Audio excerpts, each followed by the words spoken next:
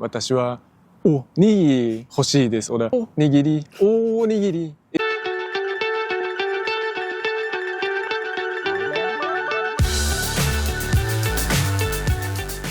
Hallo, Hallo! herzlich willkommen, Isayu Channel. Heute reden wir darüber, wie du Deutsch gelernt hast und wie schwer es für dich war, als Japaner Deutsch zu lernen. Okay, also bevor wir anfangen, möchte ich euch etwas fragen, ob wir meine Aussprache verstehen können.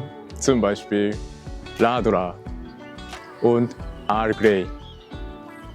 Könnt ihr verstehen? Also, was ich sagen möchte, sage ich euch später. Also, als ich in Deutschland gekommen bin, konnte ich kein Deutsch und kein Englisch.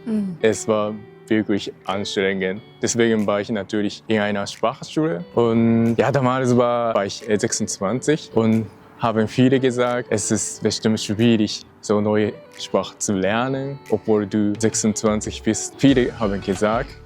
Aber für mich war egal, weil ich unbedingt in Deutschland integrieren wollte. Und das war für mich sehr, sehr wichtig. Nicht mit Englisch, sondern auf Deutsch. Dann dachte ich, dass ich bestimmt viele Freunde haben kann. Ja, deswegen habe ich entschieden, Deutsch zu lernen. Und ich war zuerst in einer Sprachschule ungefähr 8 Monate. Warst du in Japan vorher auch in einer Sprachschule oder erst in Deutschland? Erst Deutschland, weil ich habe in Japan den Preis für Sprachschule in Japan gesehen habe. Es war wirklich teuer. Ich dachte, oh mein Gott, kann man in Deutschland 2-3 Monate wohnen? Habe ich sofort gedacht. Deswegen habe ich allein in Japan Deutsch gelernt. Und dann damals war natürlich, wie geht's dir oder wie heißt du oder Montag, Dienstag, Mittwoch. Aber ich benutze oder ich habe nie kein Deutsch in Japan gesprochen. Deswegen ich habe sofort vergessen. Und dann, als ich in Deutschland war oder als ich im ersten Unterricht war, habe ich wirklich nichts verstanden. Also natürlich alles auf Deutsch. Und meine Lehrerin gesagt, ja bestimmt, wie heißt du oder wie geht's dir? Aber ich habe leider nichts verstanden. Es war wirklich peinlich. Und zum Glück war ein Japanerin da. Aber damals war ich wirklich peinlich und ich war wirklich Panik, erster Unterricht.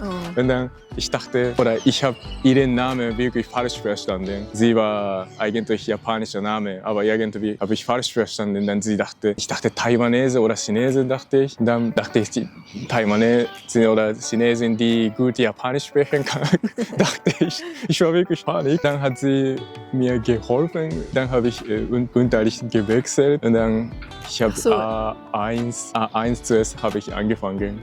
Ach so, du warst vorher in einem fortgeschritteneren Unterricht. Also Sprachschule ist meistens A1, A2, B1, B2 oder C1 Klasse. Und dann ich habe davor Einstufungstest geschrieben. Es war A2.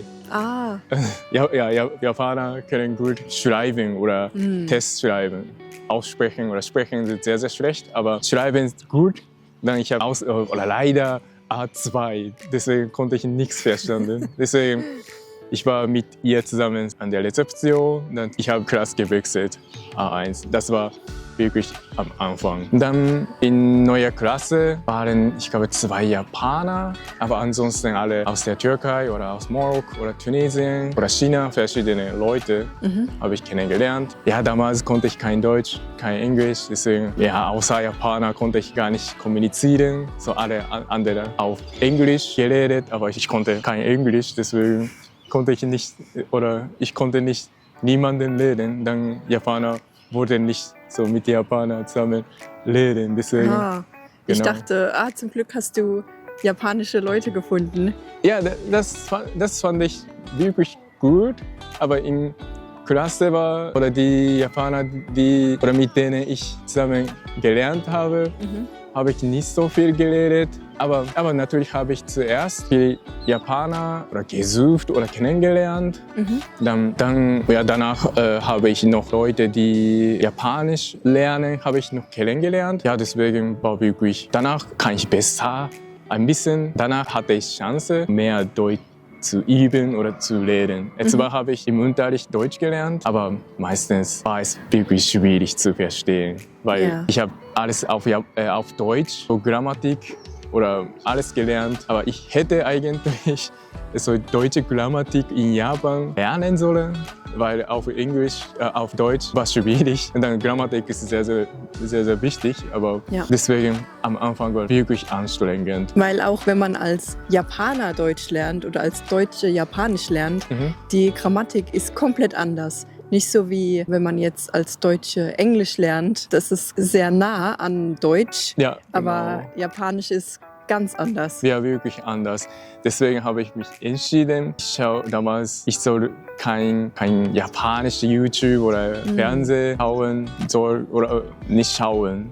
Habe ich mich entschieden. Ich habe ungefähr 2 Jahre habe ich kein japanisches Fernseher oder nicht geschaut. Hat es dir sehr geholfen, das nicht zu schauen? Ja, auf jeden Fall hat das mir geholfen, denke ich. Aber mein Problem war Listening oder Hörverstehen. Ich konnte am Anfang gar nicht verstehen, was Leute sagen auf Deutsch. Viele Freunde haben mir gesagt, ja, kein Problem, in 3 Monaten kannst du alles verstehen.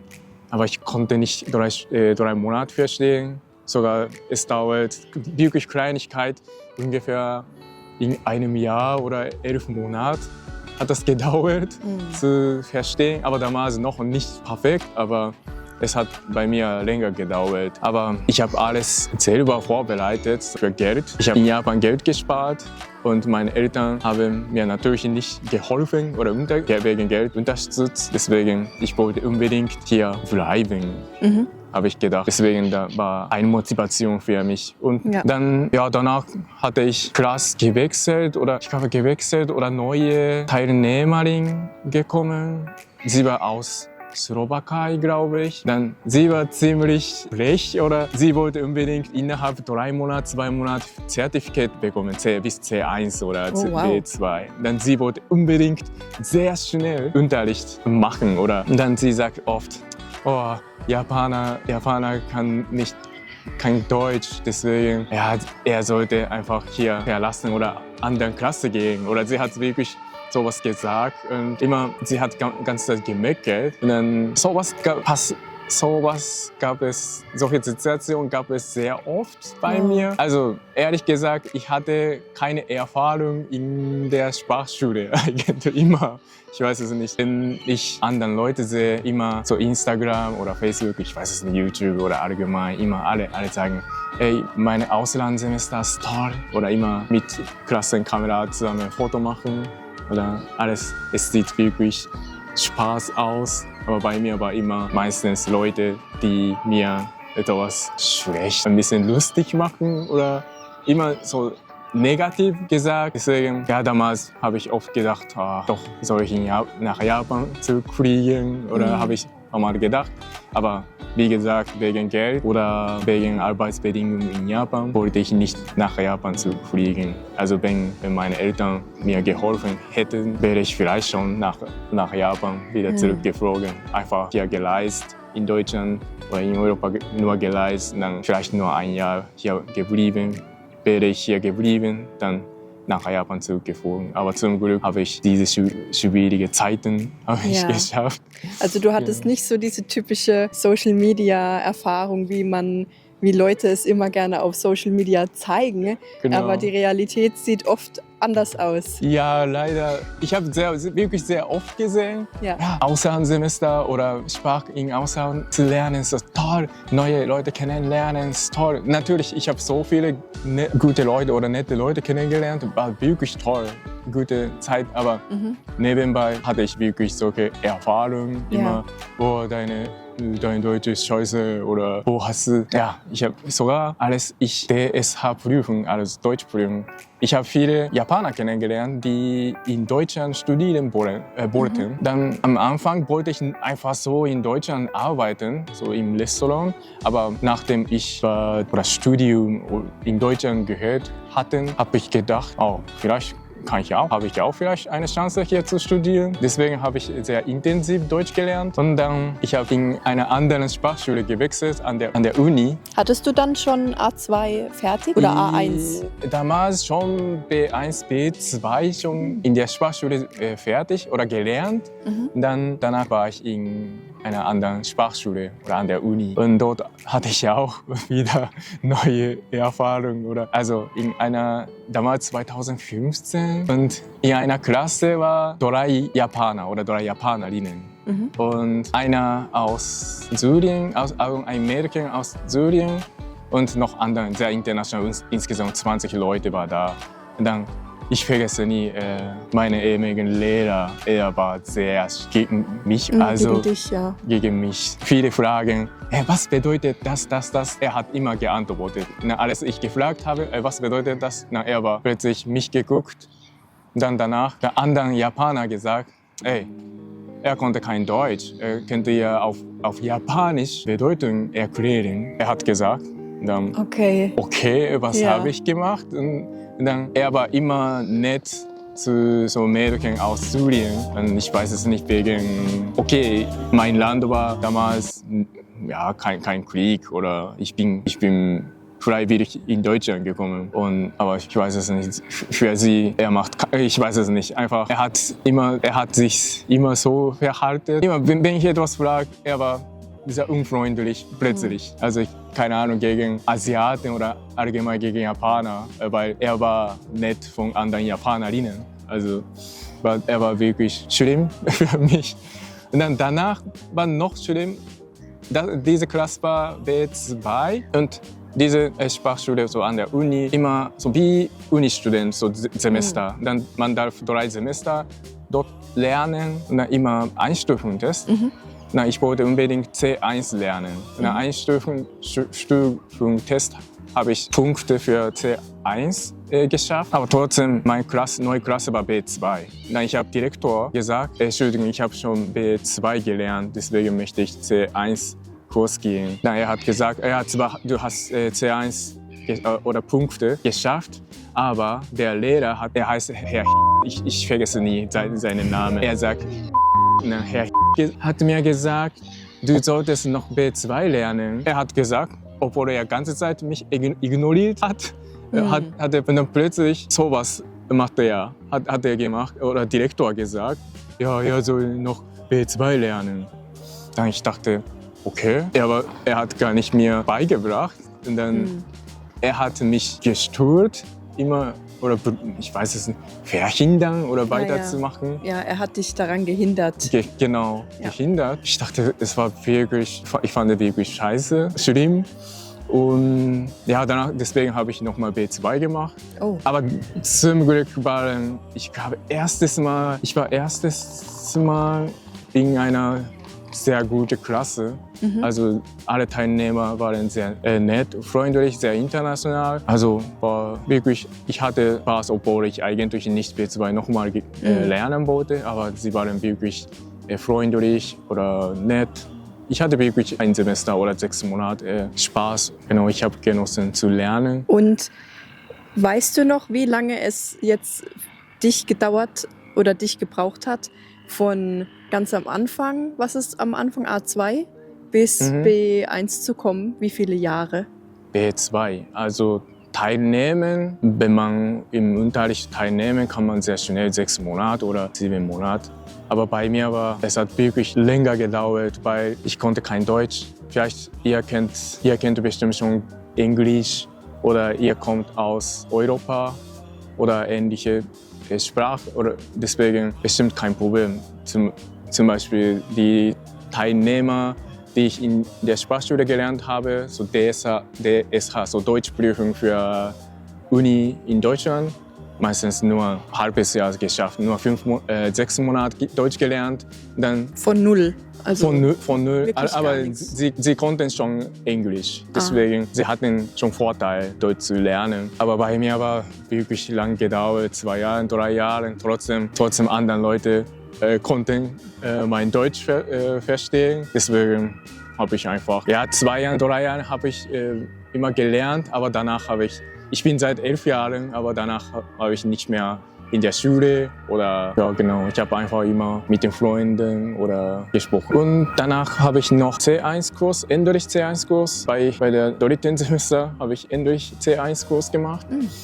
Und dann am Ende darf man so für DSH Deutschprüfung schreiben. Also viele gesagt, dass man 99% schaffen. Aber ich bin durchgefallen, diesen Test. Es war meine letzte Chance, in Deutschland zu bleiben oder in Deutschland zu studieren. Dann ich wollte nach Japan zurückfliegen. Weil du enttäuscht warst oder?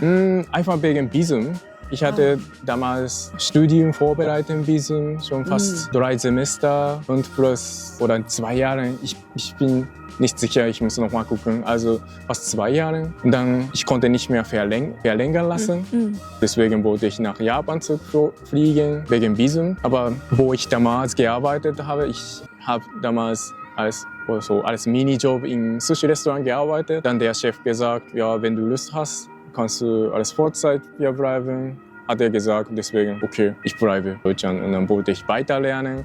Aber ja, neben der Arbeit hatte ich keine Lust mehr, so intensiv zu lernen. Dann hattest du die Möglichkeit, während deines Jobs Deutsch zu reden? ja, zwar hatte ich japanische Kollegen, aber meistens Deutsch. Deswegen hatte ich wirklich mehr Chance, so Deutsch zu lernen. Genau, das war wirklich Also so gut. das deutsche Umfeld hat dir sehr geholfen. Ja, genau, Umfeld wirklich war gut. Und wie ich damals Deutsch gelernt habe, noch außer in der Schule, habe ich jeden Tag Radio gehört, so auf Deutsch. Und Kinderfernsehen habe ich auch geschaut. Genau, das hat mir wirklich Spaß gemacht. Ja, das finde ich auch, wenn man zum Beispiel Japanisch lernt. Ja, auch genau. Kinderserien sind immer sehr einfache Sprache. Ja, genau. Deswegen ist das eine sehr gute Methode, Deutsch zu lernen. Ja, genau. Am Anfang habe ich das erste oder immer Nachrichten geschaut, aber das ist natürlich normal, ne? Normal für Leute, sehr schnell und konnte ich nicht verstehen. Deswegen habe ich jeden Tag Kinderserien geschaut. Genau. Ja, sehr gute Idee. Ja, wirklich war gut. Und ich wollte nicht immer so an der Tisch oder Deutsch lernen, so Grammatik oder Vokabeln, sondern ich war immer unterwegs mit den Freunden zusammen, so meistens trinken. Ich habe nie so Nein gesagt, ich war immer mit den Freunden unterwegs, und immer Kneipe. Und dann habe ich immer real Deutsch gelernt. Ja, das ist gut. Also sich raustrauen Ja, genau. und in echtem Leben Deutsch reden. Ja, genau. Wirklich anders als im Unterricht. Ja. Zum Beispiel, wir haben für Test, für Schreiben gelernt. Deswegen zum Beispiel, ich weiß es nicht, infolgedessen oder ich weiß es nicht. Das benutzt man nicht im Alltag. Ja, genau. Oder ich weiß es nicht, einen schwarzen Kaffee bitte. Oder es war zwar Grammatik korrekt, aber bestimmt keiner sagt, oder als ich gesagt habe, ich habe Bäckerei, einen schwarzen Kaffee bitte, und dann der war ein bisschen, sie war Verkäuferin, sie war ungefähr, ich weiß nicht, 50 oder sie hat gelacht, aber einfach schwarz Kaffee ist leicht, oder hat sie gesagt. Ja, sowas, deswegen ganz anders als Unterricht, deswegen ich war gerne unterwegs. Ja. Genau, Sprachschule kostet meistens 400 € pro Monat. Damals, also vor 10 Jahren. Vor 10 Jahren damals 400 € monatlich. Und dann, ich hatte immer Lehrer, die hier aufgewachsen sind. Aber wo ich in anderen Sprachschulen, wo es ein bisschen günstiger war, ungefähr 350, ich weiß es nicht. Als ich dort war, mein Lehrer war Mexikaner. Aber der war hier nicht in Deutschland aufgewachsen. Und ja, deswegen ein bisschen andere Schwierigkeiten, sein Deutsch zu verstehen, so wegen Akzent oder so. Deswegen, ja, ich denke, es kommt darauf an, wo man lernen möchte. Ich hatte wirklich verschiedene Lehrer in der Sprachschule. Genau. Ja, ich habe gedacht, so älter oder je älter man wird, desto schwieriger ist es, neue Sprache zu lernen, habe ich gedacht. Weil erwachsene Leute sich peinlich fühlen, wenn sie Fehler machen. oder bei mir auch so, wenn ich war damals schon 26 und als ich falsch gesagt habe, war ich immer peinlich. Danach wollte ich nie etwas sagen im Unterricht oder möchte ich nicht mehr so Fehler machen. Aber das ist wirklich schlecht für Sprachlernen. Immer, egal wie du Fehler machst, solltest du immer sprechen. Das ist sehr, sehr wichtig beim Lernen. Und ich habe gelernt, viele denken, so Sprachlernen ist Talent oder man braucht Intelligenz oder Fähigkeiten. Aber ich finde, das ist total falsch, weil meine Noten in der Schule, so zum Beispiel Englisch oder immer schreiben musste, aber trotzdem kann ich Deutsch. Und also wichtig ist die Umgebung. Ja. Also wenn du Japanisch lernst oder wenn du eine neue andere Sprache lernen möchtest, solltest du einfach hingehen, nach Japan fliegen, dann kannst du sicher Japanisch sprechen. Zwar schwierig, aber kannst du sicher Japanisch so meistern oder beherrschen. Ja, das ist immer am besten. Ja, genau. Wirklich kein Talent, sondern wichtig ist die Umgebung, Umfeld. Wie oft oder du musst immer Deutsch sprechen, dann das ist wirklich gut. Weil ich bin mir wirklich sicher, weil ich jetzt Deutsch kann, kennst du ja auch auf jeden Fall Deutsch. Oder natürlich die Leute, die jetzt Deutsch lernen oder neue Sprache lernen, ja, ihr könnt es sicher schaffen. Ja, ich bin mir sicher. Ja, und man muss auch nicht komplett 100% in Deutschland perfektes Deutsch reden. Also wir verstehen auch jeden, der Fehler macht. Ich habe auch keine Probleme, dich zu verstehen. Und es ist alles super und keiner verurteilt dich oder andere Leute, die Deutsch gelernt haben, die vorher aus einem anderen Land kommen. Man freut sich immer so, wow, er hat richtig gut Deutsch gelernt. So, man redet gerne mit so Leuten. Ja, jetzt wirklich besser. Genau, früher war wirklich schlecht immer. Was sagst du? Oder jedes Mal. Aber jetzt, solche Situation habe ich weniger geworden. Deswegen freue ich mich. Und noch, also ich habe am Anfang gefragt, Ladora und Earl Grey, kannst du verstehen? Ich ja, aber ich weiß nicht, ob es bei anderen Leuten so ist, weil ich Japanisch lerne und deshalb auch weiß, warum Japaner Dinge so aussprechen, wie sie sagen. Ich hatte wirklich Probleme. Das ist für mich ein bisschen anstrengend. Also als ich in einer Kneipe, also anderen bestellen Bier oder Cocktail. Ich habe Laden leer bestellt. Aber Kellnerin hat nicht verstanden, was ich bestellt habe. Aber diese Situation, ich war in einer Kneipe und anderen Bier, Cocktail und dann bestelle ich Laden leer. Aber kann man sich vorstellen, was er meint? Bei mir so. Oder Earl Grey auch. Zum Beispiel, wenn ihr in Japan Onigiri bestellen. Onigiri ist Reiskugel. Aber wenn ihr sagt, zum Beispiel Onigiri oder Onigiri oder Onigiri. Ich hätte gerne Onigiri. Zum Beispiel, Watashi wa Onigiri ga hoshii desu. Dann man sagt, Watashi wa Onigiri hoshii desu oder Onigiri. Egal was sagt, kann ich verstehen. Aber wenn ich hier Ladora sagt, keiner kann verstehen. Das ist sehr interessant. Ja. Vielleicht hattest du auch Pech mit dem Kellner.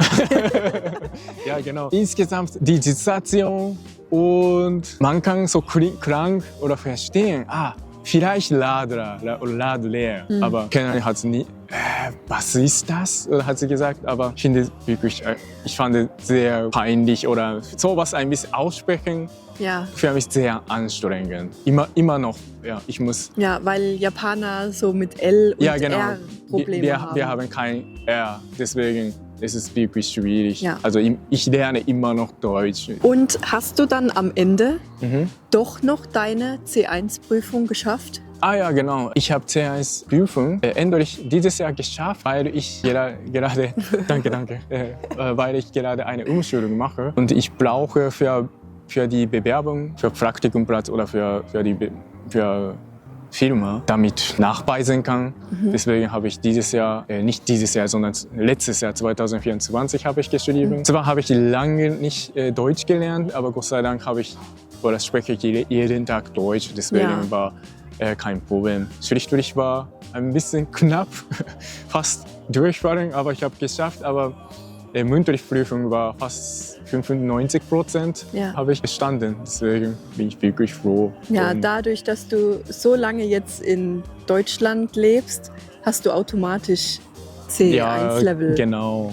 Deswegen, ihr solltet lieber jeden Tag sprechen mit der Freundin oder mit deinem Partner oder Partnerin oder Nachbar. Ja, deutsche Freunde suchen. Genau. Ja. Deswegen habt ihr auf jeden Fall Chance, Deutsch zu sprechen oder dein Deutsch zu verbessern. Also vielen Dank, dass ihr unser Video geschaut habt. Also ich möchte gerne hören, wie eure Situation ist. Egal, Deutsch lernen oder Englisch lernen, Spanisch oder Russisch oder Portugiesisch, Oder egal. Japanisch. Ja, genau, Ja. Japanisch. Ich will gerne eure Erfahrungen hören und lesen. Genau, deswegen kommentiere bitte. Und wenn ihr unser Video gefällt, abonniert bitte unseren Channel und bitte like auch. Also wir sehen uns nächstes Mal. Ciao, ciao.